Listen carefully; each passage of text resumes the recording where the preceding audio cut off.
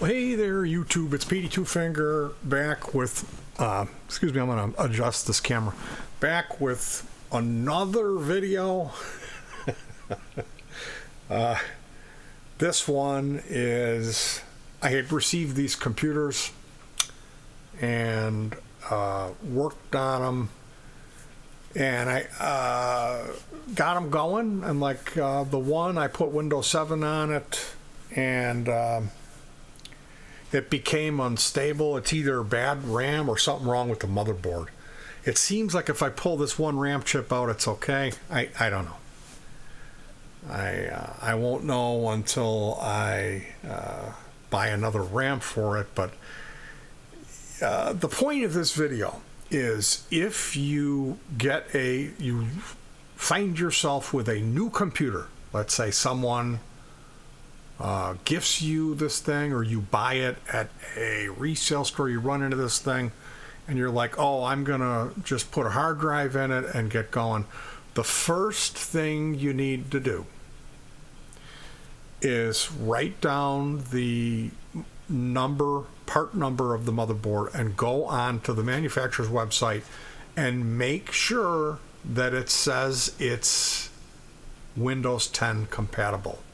This is the thing with these motherboards, like it happened with XP, then it happened with Windows 7, then it happened with Windows 10. Like Windows 7 and 8 were kind of about in the same wheelhouse, maybe, or is it 8 and 10 are in the same? I think what computer will take Windows 7 will take Windows 8. But a Windows 8 computer won't necessarily take Windows 10. So what I ran into was, I would put a hard drive in it, replace all the thermal, which is this paste that goes underneath the cooling fan block, and also, if it has a video card, I take the video card apart, and there's several points in there with thermal paste. So it's just a quick job of taking a Q-tip, and I use rubbing alcohol and paper towel, clean all that off of there, and then get it nice, and then replace the thermal paste and put it all back together, screw it nice and tight, and then you're good for another 5 years, maybe even 10. So oftentimes I'll get these computers and it's like, oh, they just need the thermal done, but normal people don't know about this. So that's the thing. What I ran into was 2 computers that came into this house that were not Windows 10 compatible, but they were newer computers. They were decent processor, decent motherboard. I know they're not gaming computers, but I'm not looking for a screaming PC for this application. It's just to host some VSTi. So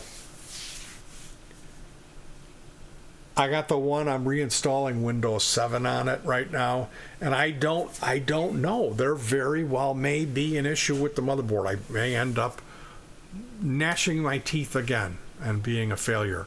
But what I do know is the other computer, there's 2 of them, and that other one looks like I don't think I can work with it.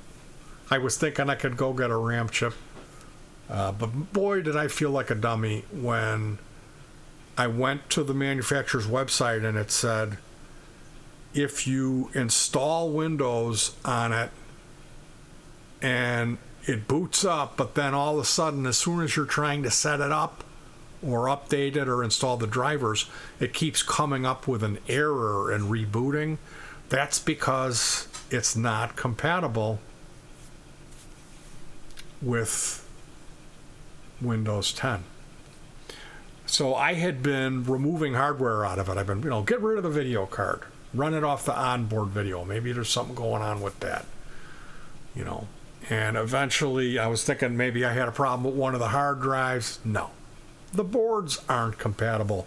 Once I had gotten so used to plug and play and the drivers just downloading and working, and I hadn't run into this in a long time. And then I remembered back, like maybe around XP, or I had run into this at some point where the motherboard wasn't compatible with that version of Windows. So if you're running into this computer, you're installing Windows 10 on it, and it's giving you all kinds of grief, make sure you check that out. And what you can do is get a copy of Windows 8 and install it, and it'll run fine. That's what I'm doing here. I don't have a copy of 8, so I'm just putting 7 on it and updating it to Service Pack 1 for 7, which the computer will not be going on the internet at all. So I'm not so much concerned about that.